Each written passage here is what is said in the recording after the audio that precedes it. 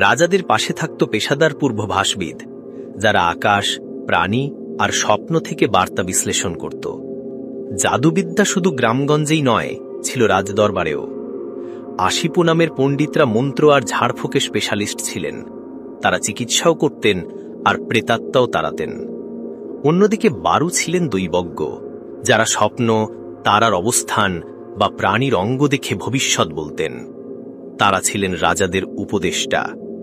মেসোপটেমিয়ার ঘরের দেওয়ালের ফাঁকে রাখা হতো রহস্যময় মূর্তি, যেমন লামাসু, মানুষের মুখ, ডানাওয়ালা সিংহের দেহ।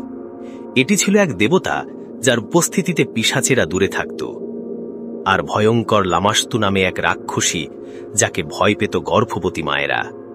তার হাত থেকে বাঁচতে তারা পড়তেন রক্ষা কবচ।